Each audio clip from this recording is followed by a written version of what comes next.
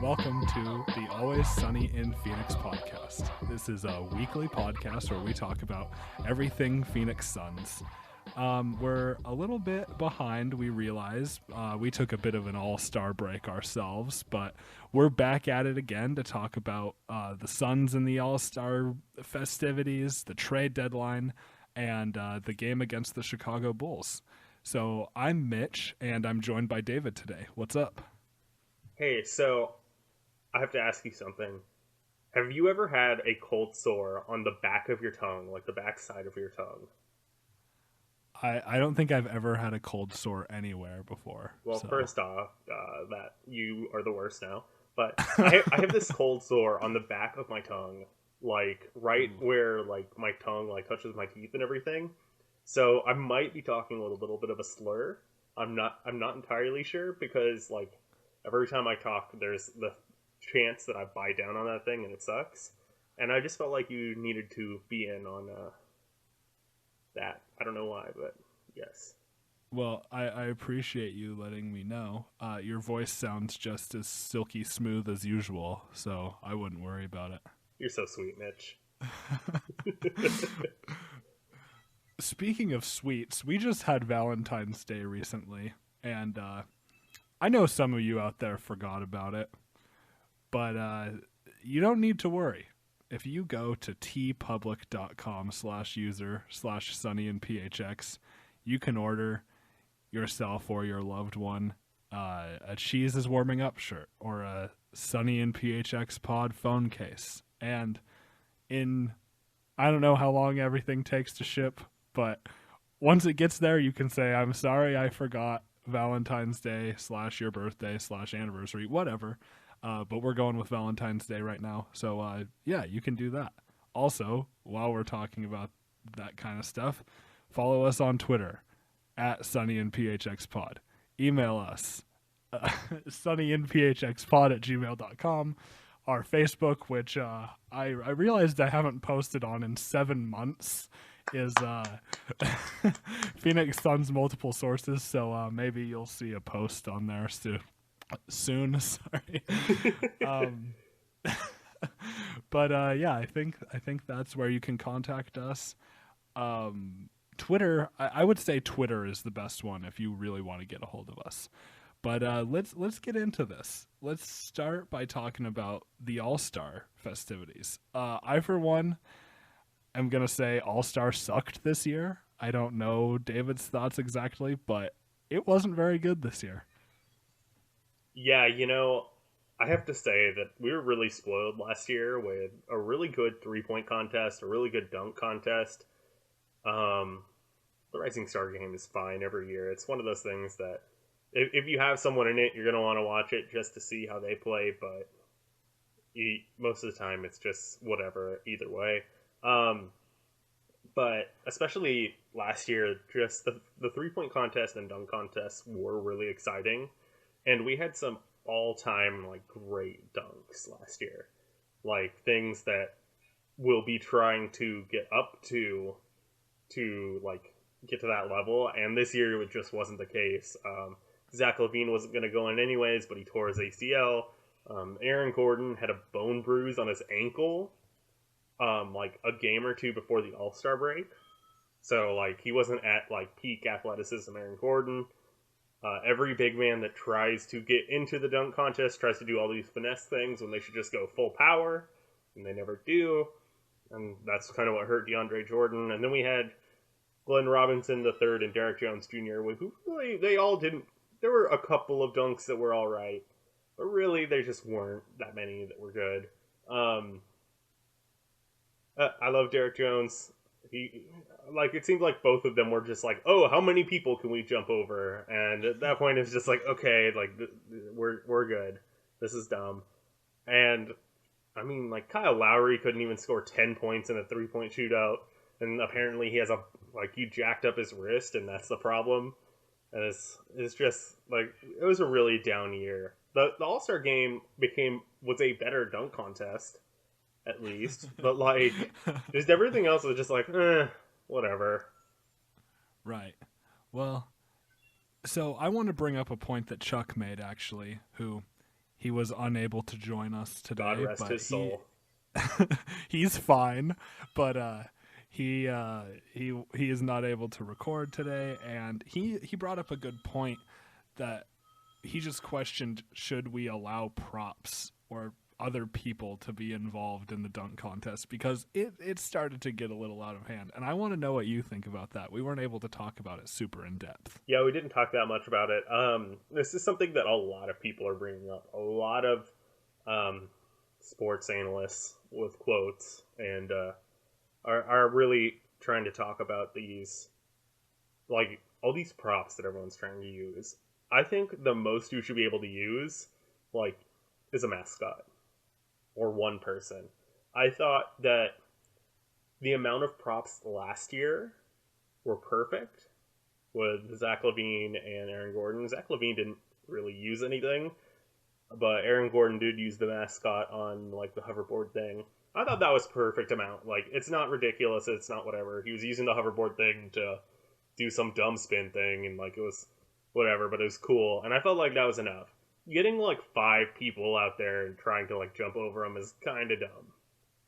Like, we get it. Yeah, I agree with you there, but I do want to say my highlight of the dunk contest was when Jones Jr. was jumping over everyone and Devin Booker was standing in the front wearing his very, very, very thin rimmed glasses, just looking very afraid for his life, but in an extremely calm sort of way.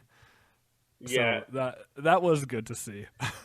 that and like the line of it was like Chris, Big Sauce, someone else, and Booker, and like Jones Jr. actually like kind of catapulted himself off of Chris, so that way he could get the rest of the distance. Because I mean, he needed it, but Big Sauce kind of looking there like, I don't even know why I'm here. I'm just chilling. Like, I thought that was the best part.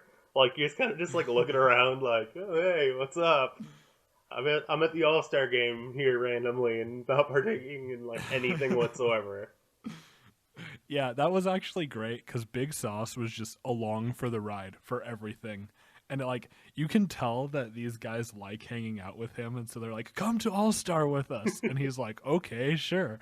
And so like he's just soaking it in, enjoying himself, but like at the same time, I'm sure he can tell like, I don't know if I really belong here. But that's like Giannis brought his entire family, so like all 3 of his brothers were there, and like he was having such a great time. Giannis was, but like it's one of those things where it's these guys that definitely like are not like going to be all stars are just like, okay, like yeah, we're here, cool, that's nice. But like, Right. I think the best part about All Star Weekend is what happened technically as soon as the All Star game was over. But like a combination of that and the Kyrie Irving and Draymond Green flat earther stuff. So that was the best part about All Star Weekend. Yeah, that we did get some good stuff. The other thing I want to talk about is just for a second. I know it's painful, but the skills competition. Like Oh, that was bad. That was really bad. I was really looking forward to seeing Booker in that, and like he had the worst performance of anyone in the skills competition. And I mean, we know it's flawed because it comes down to who can make a 3-pointer first, and the rest of it doesn't end up mattering all that much. But still, like Booker kind of got wrecked. yeah. I mean, like a lot of guys are just kind of in the skills competition just because they get asked to do it. This has been a thing for years where no one like really tries in the skills competition. I'm not saying I don't think Booker didn't try.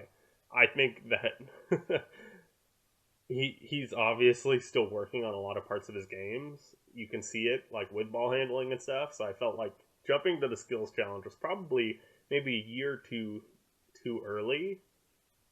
Like he can do all that stuff, but like doing it consistently and like with a lot of pressure is something different. And like the skills competition, like it's kind of a joke. That's why they did this whole like bigs versus smalls and all that, trying to entice some of the like small players to actually try, and it's just not working. And it's just something that we have it, but do we really need it? Yeah, that's pretty much what I was thinking as I was watching that too. Um, Also, we're going a bit backwards, but the celebrity game, like, come on, it was lame this year. Last year was great. We had Property Brothers dunking, and I mean the Kevin Hart return was a little bit obnoxious, but like this year, it was just lame. I'm pretty sure I fell asleep. I didn't even. I watched. Okay, I was gonna say I didn't watch any of it. I technically watched like the last 5 minutes. Um, and I just was not interested. I'm never interested in the celebrity game. What was last year when Draymond Green and Kevin Hart had the 3-point shootout? Yeah, Okay, so that was like the best part about Kevin Hart being there. So like the celebrity game is just never my thing. I know that everyone's like, oh yeah, celebrity game, blah. It's just like, oh, a bunch of C tier celebrities that I don't care about. Cool. Right. Well, I mean, I think it's fun, but maybe it's just that I don't follow pop culture close enough. But I was like, who are these people? I had no Most idea of the who time. anyone was. Yeah, I mean, there's the Arcade Fire singer who's like actually a decent player, I don't know and who that is. I don't know his name, but he's he's tall and he's got long hair and he's Canadian. And then you've got like Mark Cuban and the Bucks owner and like those kind of people, which it's like, do you even count them as celebrities? They're like just basketball people. But I guess whatever. And then you supposedly the NBA 2K chick was on it. That like the yeah, chick oh, that's in that's the right. videos, I guess, was in it, and everyone was freaking out Yeah, about that because she was. whatever. But like when you hear her name announced, you go, "Who's that?" And then you look her up and you're like, "Oh yeah, okay, I know who that is." You know, Yeah, it's it was a lot of that. that's that. See, that's the celebrity game every year for me. So like, it's just one of those things where I'm just like, yeah, no, I don't care. Pass. Right. And do people who like really follow celebrity culture like want to watch the celebrity game or even know that it's a thing? Like Yeah, what audience is this drawing? I would be really interested to see the ratings Yes, because I would too. that's the only thing that was on ESPN, right? Right. Everything else Yeah. was on TNT. The only thing that was on Yeah. ESPN was the celebrity game. So how much does that really pull in for ESPN? Or is it just their thing of being able to say, "Oh, see, we have NBA All Star stuff too." Yeah, But then possibly. again, they also had bowling right after, so I don't think they were expecting that big of a night ratings wise, anyways. Oh, that's a good point. Um, well, do you have any other all-star stuff? Let's see. I shouted out the flat earthers. Nope, I have nothing. Everything else is garbage. Yeah, Nothing else was good. Shout out to the that's pretty talent much where show I am. because Oh yeah. Luke Va Mute or whatever whistled for 20 minutes. Maybe not 20 minutes, but that's it. That's all I got. I got nothing else. Everything else was garbage. All right. Well, I do want to give a shout out to I should have pulled this up, but the Reddit user on RNBA who made the Full House 90s style intro video of the players in their shoes. That was hilarious. And Kyrie Flat Earth Irving for his introduction was really funny. So that was a highlight of All-Star weekend for me. Yeah, definitely all of the flat Earth stuff was a highlight, and everyone Yeah. being Oh asked about the flat Earth thing, including Duke professors getting asked about it, was yeah. fantastic. Oh my gosh, Yes. So we could get into that, but I think we should get into the trade deadline. flat Earth Um, lives matter. Let's do it. so we had one huge trade go down, and then like a couple medium ones, and then a couple really dumb ones that kind of involve us. But anyway, the big one, the obvious one, Boogie Cousins to New Orleans. For Um, I, scraps. right for scraps for Buddy Healed, and like that's pretty much all that's even worth mentioning. So the full thing they got Buddy Healed, a top 3 protected first round pick from the Oh, Pelicans, okay, I guess that. Tyreek Evans, and Langston Galloway. for Right. Boogie Cousins. So yeah, obviously New Orleans wins this trade big time, um, getting one arguably the best center in the league. Is it Like I, arguable? that's a good point, but still, I'm gonna say arguably right now. Getting him to play alongside Anthony Davis is awesome, and I just had this thought of Anthony Davis starting to handle the ball a little bit more and have DeMarcus Cousins down low, and it just made me really really happy. So that that that team is going to be good. The Pelicans are legit now, I think. So they still have a lot of things they got to do. Drew Holiday is at the point guard, and he's good. He's a good two-way point guard. That being said, it will be a learning experience. Him trying to figure out probably it shouldn't be as much to play off ball as much because of guys like Tyreek Evans playing as well. And basically, they switched out Tyreek Evans for Boogie Cousins in the lineup. Um, so I don't think it really changes things that much when it comes to the ball handling aspect. But New Orleans will need to figure out ways to get shooters around Boogie and AD and figure out if they can get Boogie to move off ball while Anthony Davis is posting up. That is one thing. So, of course, we aren't actually like recording this right after the deadline. We have had some games go. I watched the Pelicans Rockets games. The Rockets bench is ridiculous. So, judging the Pelicans off of that game is not good. If you were thinking about it, the Rockets are a dominating 3-point force when their shots falling, and that was that night. Um, what you saw if you were watching while Anthony Davis was trying to post up, he was getting like triple teamed down in the post, and Boogie was kind of just standing outside at the 3-point line, trying to let AD just get his and that kind of stuff. What Boogie is going to need to learn how to do is move off the ball. If you saw while Boogie was posting up, there was action where Anthony Davis was trying to get rim runs. He was trying to pop up around. He is used to moving without the ball.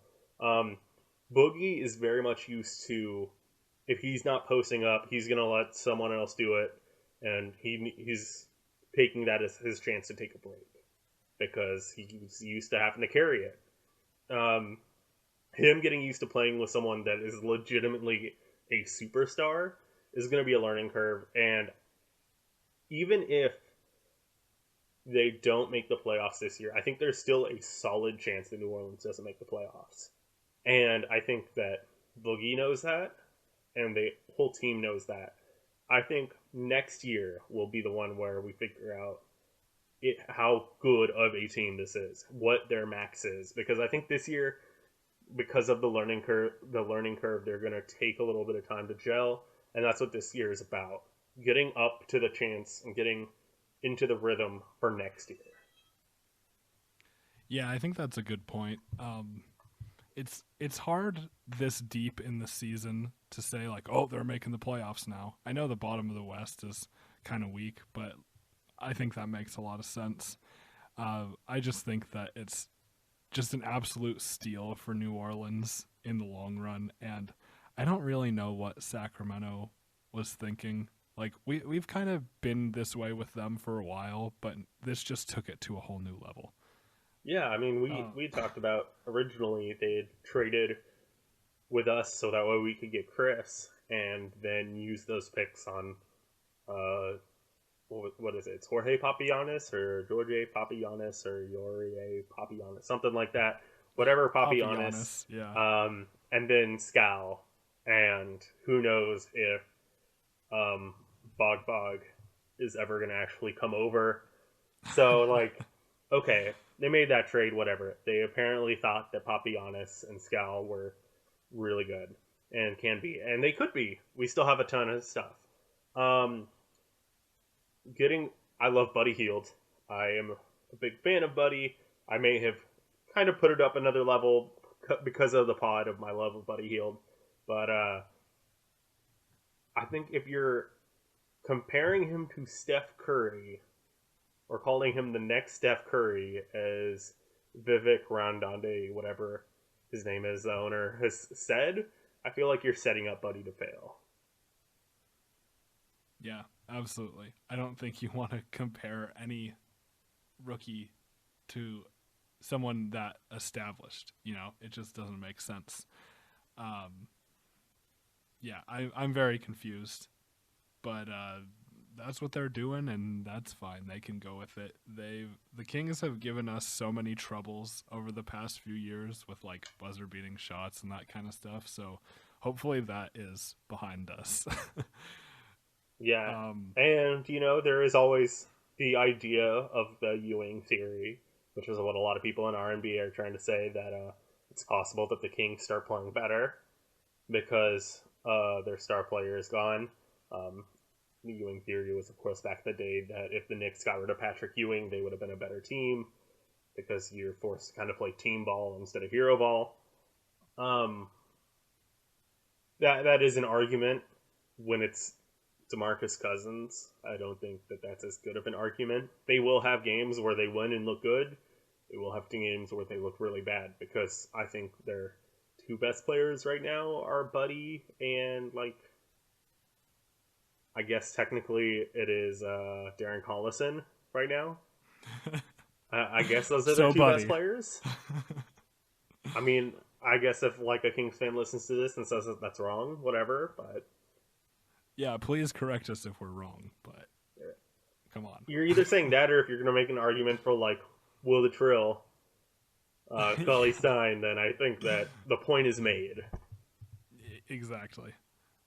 Um, yeah, I mean, it's confusing, but it happened, and I think one thing I'm trying to reason through why this would have happened, and I do see the locker room element because you have all these reports of DeMarcus Cousins being kind of like a locker room cancer and hard to work with and very moody and all of that. So if that was really that big a deal to the Kings, which apparently it was, then I guess that's the right move for them. But I just think the talent outweighs all of that extra stuff so much. Well, that is the thing. That they wanted a fresh start, and that's what everyone has kind of been echoing is they wanted a fresh start, and the fact that they were able to get the owner to agree to a trade is a big thing. And and I guess supposedly I don't know if it was Vladi or Vivek that said it, but that they had a better offer on the table. But Vivek is absolutely in love with Buddy, so they felt Right. like they needed that player, and so they went after it. Yeah. So we'll see what happens. The one last note I want to make is that New Orleans needs to wear the Mardi Gras uniforms year round. Oh my I love gosh, those those. those jerseys are so good. They're amazing. I mean, that purple and green with the gold. Uh, It looks so good. Even though they're sleeved, even something about those green crescents, at the shoulders, make the sleeves Oh, work. I know. They're, It's they're they're fantastic. great. They are They are. fantastic. Those are some of my favorite jerseys right now in the league. Oh yeah. Oh yeah. Um, The other. go Oh, for go no, ahead. go Sorry. for it. You're good. I was just gonna say the other trade that I think is important is Lou Williams to the Rockets. The Rockets are good. Like the Rockets are really good. They They are. were good before this trade, and getting more depth is awesome for them for a team that's already deep. And everyone's like, "Oh, the Rockets need spacing. They don't play any defense." It's D'Antoni. He doesn't need defense, They're and he above league will. average. But he'll force spacing too. Like he will make it work with Lou Williams. So in his debut, he had 7 made 3-pointers, 27 points off the bench. Like that, the Rockets are scary good now. Yeah. That's one of course, D'Antoni's space and pace. Really kind of what a lot of people see as the pioneer with the Steve Nash offenses. Um, the argument was is that they needed some other guard that could come in opposite Eric Gordon, just hit shots, because they really didn't have that, and they got that in Lou Williams. They gave up their first round pick this coming up year for him, and Corey Brewer, so they were able to get Corey Brewer off the books as well. And like they don't have a first round pick, big deal. They don't need it. They're not trying to get young and whatever. They needed help on the perimeter, and they were able to find that. Um, it's a solid trade. They have enough defense. I know everyone says that they don't play defense, but because of their pace, that actually helps with their defense, and that has always helped with D'Antoni's defense. If you look at the Nash years, when everyone said that we didn't play defense, we were always right around league average, and that's where this Rockets team is right now. And they had some looks last. I'm saying last night because that's when the game was. I watched it. It was bad. It was really bad. It was a crusher. But they had some looks last night where it was Lou Will and Eric Gordon both sharing the backcourt. And then they had Ryan Anderson to help space, and you have your rim runner in Montrezl Harrell or Clint Capella or Nene was there, and you just had that, and there was just so much spacing. The Pelicans had no idea what to do, and they had it for like a quarter and a half maybe, where they were really doing well on defense, but that you stretch out that defense, and eventually you're finding those cracks. Lou Williams went into the game and made 2 3-pointers like back to back, just from the same spot, like nobody's business. That team is really good, and if they get the right roles, if the basketball like just rolls good for them, they have a shot at taking on the Warriors. And I frankly hope they make it to the Western. I hope they're the Western Conference champions. I hope they beat the Warriors, because that's, in my mind, that's what the finals is going to be: Warriors, Rockets, and I really hope the Rockets can beat them. But we'll see. We're getting closer. Yeah, definitely. And this kind of you can question if this solidifies them as that top 3 seed. I think it obviously does. The question is, well, are they going to be able to overtake the Spurs? I don't think so. Kawhi is just playing way too damn good as well to be able for the Rockets to be able to jump up to that second spot. So it is likely that we will see a Spurs Rockets matchup in the second round of the Western Conference. Which that'll be great to watch too. Agreed. So then we have a couple other trades we need to talk about. Let's just talk about the elephant in the room, or the elephant that's no longer in the room, I should say. PJ Tucker departing from Phoenix. The wrong elephant left the room. Well, one of the elephants. Okay, whatever. This analogy is really bad. Traded to the Raptors for 2 second-round picks, one this year, one next year. And then Jared Solinger, who was waived, or has he been officially waived yet? We're waiving him. We're going to waive him. Tonight. I think technically him and Mike Scott were both technically still on the roster. Right. So we got Mike Scott from Atlanta, and I don't know if he's going as Date Mike or if he's going as Prison Mike or whatever, but any Office fans out there will grab that reference and run with it. Well, he was facing like 25 years in prison, so yeah, for real Prison Mike. Yeah, so Prison Mike, yeah, duh. And yeah, so we just traded him for straight cash, homie, and we needed to meet the salary floor. That's why we did it.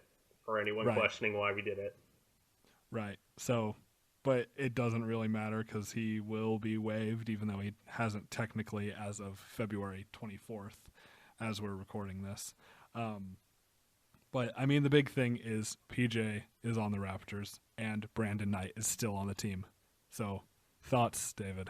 I'm really sad. I thought I was going to be okay with PJ getting traded because I just knew it was going to happen, and I knew it was going to be the Raptors. I felt like since last year or the year before that, if he was going to get traded, I felt like it was going to be the Raptors. And I just wasn't ready for it. I know that everyone else was. Everyone was done with Tucker, and he does so many boneheaded things on the offensive end that it kind of doesn't make his defense make up for it. I was just really bummed, and I watched his exit interview, basically, and like that just made me really just even more bummed. It was really depressing and sad. You know, PJ is a guy that it didn't matter that we weren't winning. He was putting it all out there. And he loved the city and the organization, which is something to say, like, considering how much we've had issues with that in the past. Yeah, I that's a great point, and I have intentionally avoided watching interviews. I mean, I've seen the quotes and stuff, and it is sad, but I'm just trying to process this like on with as little emotion involved as possible, and I like the trade because of that. Like PJ, I think his time was up here in Phoenix, and uh, I think he's just going to be able to make such a better impact on a playoff team, especially the Raptors. And they got Serge Ibaka from the Magic. The Magic, another team. What in the world are they doing? But whatever. Raptors have PJ and Serge Ibaka now. Like they're, uh, maybe they can have a little. Well, I don't want to say more success because they're still not going to beat the Cavs, but maybe this will help them out a little bit. Yeah, it will help them. I know that a lot of people were being really dumb because I guess there were Toronto Raptors players saying they wanted PJ supposedly to stop LeBron, which ha ha ha, you can't really stop LeBron. You just kind of have to let him get his and have someone that's not going to complain to guard him for 40 minutes. So there was that. Um, Believe him or not, McDonough said he wanted to do it so that he could one because so well mainly so he could get PJ on a playoff team. Believe him or not, that's what the thing is. That's what we're all saying on the outside or in the organization, and that's just what it is. I am really bummed out still, and he's not who I wanted to get traded. Even though I know that the kind of the consensus was is that he probably should be. I felt like we got 2 second-round picks that are going to be late second-round picks. I mean, like, why not just keep him and let him keep on playing his heart out, and we can let him ditch for like a playoff team, or if he wants to re-sign and continue to be a mentor to young guys, then go ahead. Yeah, that's all fair stuff, but let's address one thing too involving Brandon Knight. Like there were a lot of rumors going around like Brandon Knight's getting moved, like Knight to the Sixers for Okafor. Like I saw that in so many different places and that didn't happen. And then Nerlens Noel got traded to Dallas. And so it was just like, well, what are the Sixers going to do? Ben Simmons isn't. Well, I mean, I guess this news came out after the deadline that Ben Simmons is out for the season, um, and Embiid is hurt, so like they kind of need Okafor a little bit more than they anticipated this season. So it was just kind of like, well, maybe that doesn't make sense. But I was still kind of expecting something for Knight. Everything that was coming out was, and I mean, we saw it while we were watching games this season that he was just playing awful. He was not playing good, and that's why we wanted him gone. And everyone else saw that. This whole idea of him going onto the bench so that way we could try and sell him as a sixth man and get his like um, reputation kind of up that way to get like to trade him just went downhill because he started playing worse, and I think it got to the point where no one even wanted to trade for him because he just isn't good really right now. And Right. like that's just where it is. And the more and more it came out that like we were just trying to get a second round pick for him, like that you just knew that he's just a sunk cost right now. Right, right. So maybe around the draft we'll see something happen there. Um, I'm looking a lot. I'm looking very forward to the draft now. I mean, I hate to say it, but that's where we are in the season. We've got 20 games left. We are not anywhere close to being able to reach the playoffs. We are the worst team in the West right now by record. This is where we start like looking towards the looming March Madness and like yes, and like the conference like conference championships and stuff tournaments. and Yep, conference yep. and tournaments. Conference tournaments is what I was going for to see Mm-hmm. what some of these rookies come in there and are going to look like. Right. Well, and I love March. Anyone who has listened to this podcast knows how I feel about college basketball. March is an incredible time of the year. I'm getting really excited for all the college basketball and the NBA. You know, it's ramping up as well. But yeah, that's college ball is going to take a little more priority, and I'm okay with that. One other thing, really quick about PJ that I forgot to mention that I know the third member of our team would be unhappy if we didn't mention. Charlie wanted to say that hopefully without PJ, TJ will start to step up and play a little bit more like the beginning of the season. And I think that's an excellent point, and that's what I hope to see as well. Okay, so one other thing that's important to note that isn't player related but front office related is that Magic Johnson and his incredible tweets are the GM of the Lakers now, and that definitely affects us. So, what are your thoughts there, Mr. Lakers fan? Technically not GM, president of basketball operations. Oh, okay. He signed. He brought in Ryan Pinkert or whatever. James Harden's manager or whatever. Brought in as GM. Ryan West and someone else are still technically in charge of scouting, which they were under Mitch Kupchak. The big rumors going out of this was that the last ditch effort for Jim Buss and Mitch Kupchak was DeMarcus Cousins, and when they weren't able to swing some sort of trade, that was basically the end of the possibility of turning Jeannie Buss's mind around. She has been out to get her brother out of charge because she felt like he was a weak link, and she wanted to bring in her own people to run what she thought was best of the organization, which is interesting. A lot of people were not happy about this, that were Lakers fans, and a lot of non-Lakers fans were happy about this. It's interesting, and the rumor is that the Kings wanted Brandon Ingram for DeMarcus Cousins, so would it have been worth it to trade Brandon Ingram for DeMarcus Cousins? Who knows?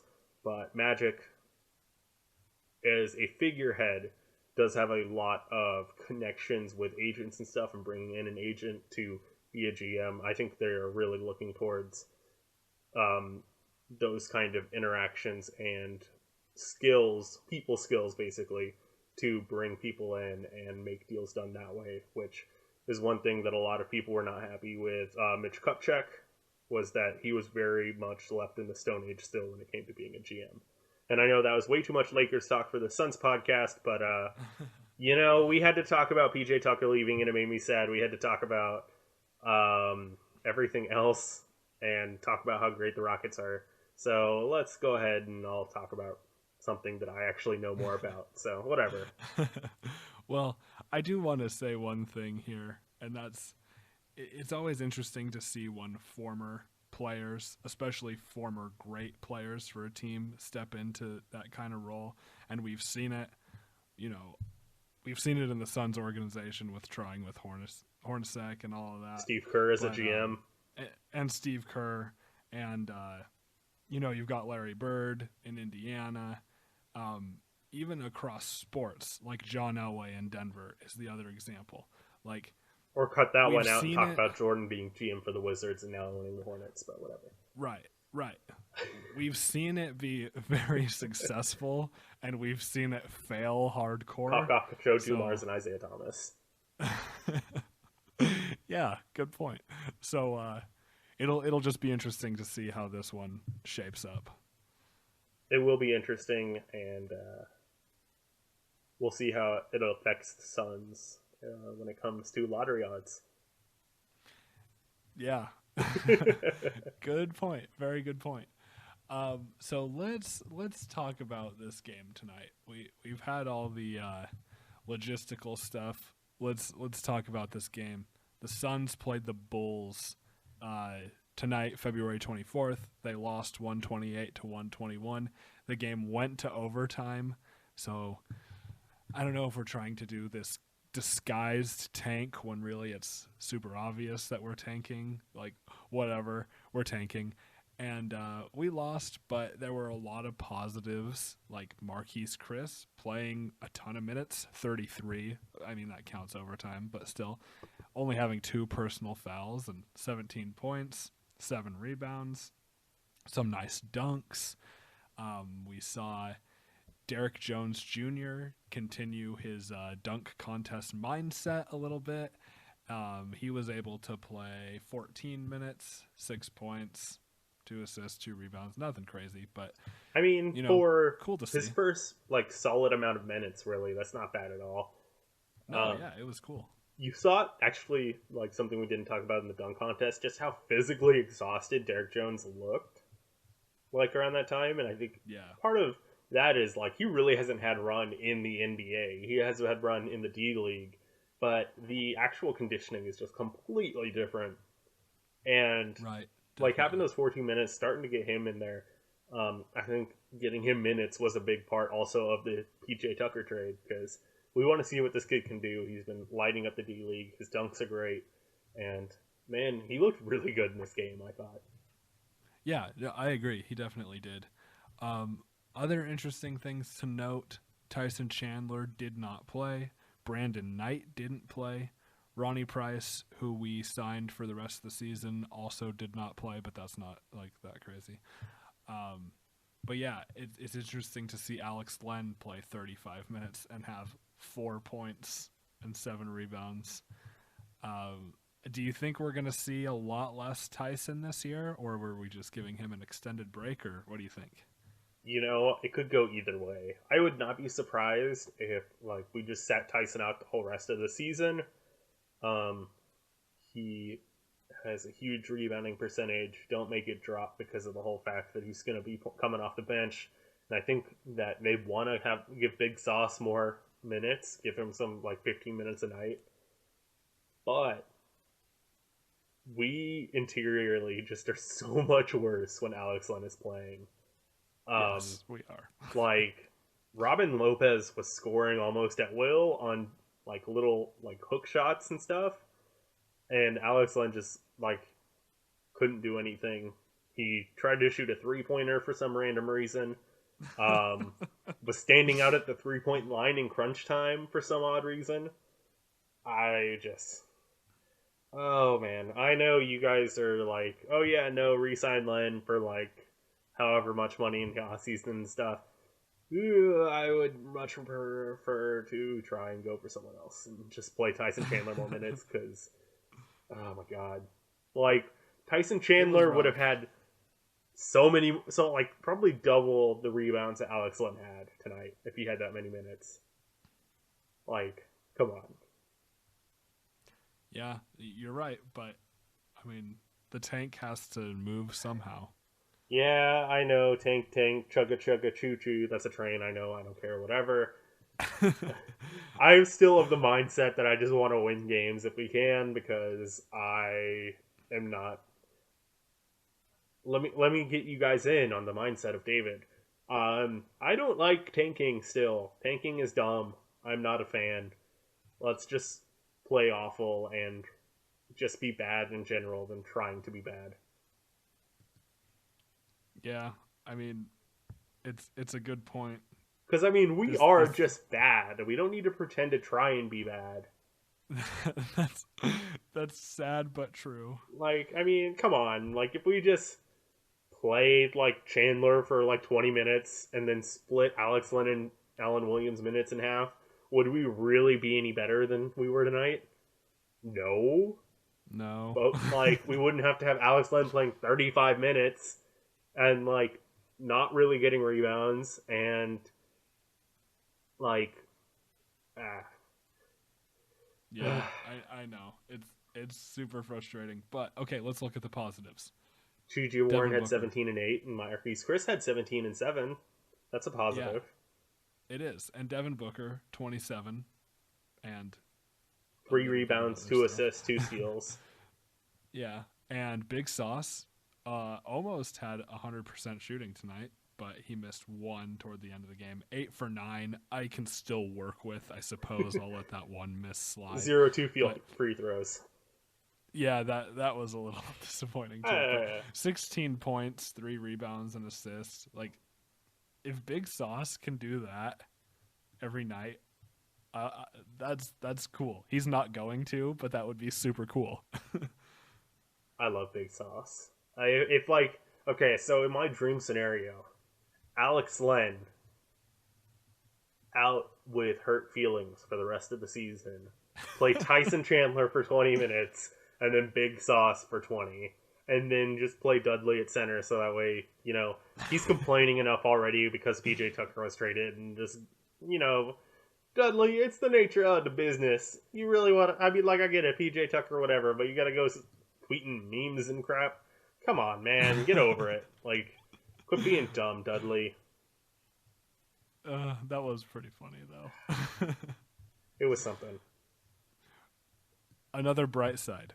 Michael Carter-Williams does not play for us.